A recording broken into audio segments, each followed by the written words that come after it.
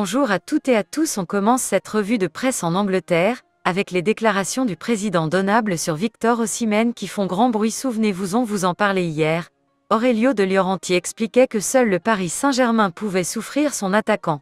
Stable, le seul qui pourrait encaisser c'est le PSG s'il veut payer environ 200 millions. Nous attendrons et réfléchirons. Eh bien ce jeudi ces mots font beaucoup de bruit. Autrement où Osimhen était suivi par plusieurs gros écuries, ça fait par exemple les gros titres du Daily Star ou encore du Daily Mirror, qui rapporte les propos du boss du Napoli pour les tabloïds. Le message est clair et Manchester United, ainsi que Chelsea sont prévenus. Le buteur du club transalpin coûte 200 millions d'euros, même si on le sait, De Laurentiis, c'est un spécialiste pour fixer des prix exorbitants aux joueurs qu'il compte conserver en reste en Angleterre, avec un joueur qui pourrait bien signer à Chelsea cet été justement. Il s'agit de Moïse Caicedo, une des cibles des Blues pour ce mercato.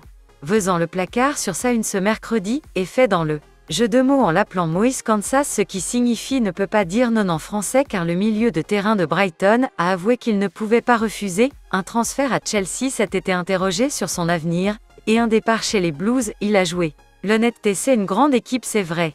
Je ne peux pas dire non car c'est une très grande équipe, belle et historique visiblement.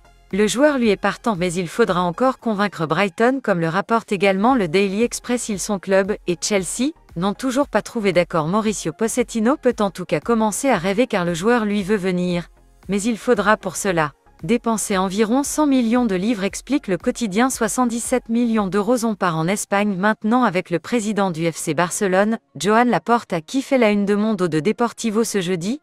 Il a donné une interview au journal catalan, et il est en feu, peut-on lire sur la couverture. Il est au fourneau pour le Barça. Il abordait de nombreux sujets comme le mercato, comme sa ville a demandé. Il nous manque un arrière droit et 2 milieux de terrain, a-t-il avoué. Le mercato de Blaugrana est donc encore loin d'être terminé, même si le club ne devrait pas dépenser une fortune sur le marché des transferts. Laporte a fait également la une de Sport avec une autre déclaration.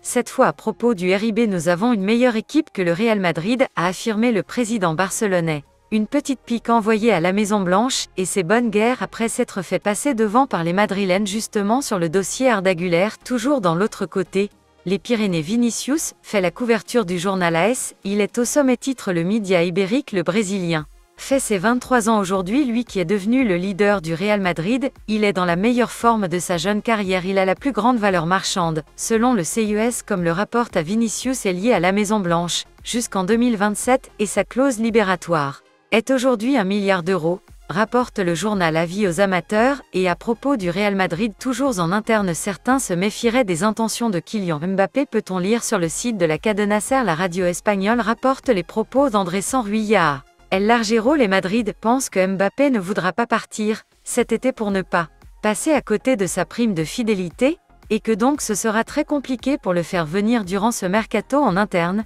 certains considèrent que les dernières déclarations du Français peuvent être un clin d'œil au Real et qu'elles montrent son envie de venir à Madrid, et la suite pourrait être un dépôt de bilan du FC Sochaux-Montbéliard, ce qui entraînerait sa chute en National 3. Dans les colonnes du Parisien, c'est une piste du PSG en attaque qui fait réagir. Il s'agit de Dusan Vlahovic, le buteur de la Juventus, car selon le journal local, les champions de France sont passés à l'action pour le buteur de la vieille dame recruté à l'hiver 2022. Pour environ 80 millions d'euros, il pourrait donc déjà faire ses balisés et quitter. Turin Paris aurait sondé les bien conneries, et les premiers retours seraient bons. Le joueur lui serait tenté à l'idée de rejoindre le PSG. Affaire à suivre. Voilà, c'est tout pour aujourd'hui. Merci de nous avoir suivis exceptionnellement. On se retrouve à la prochaine.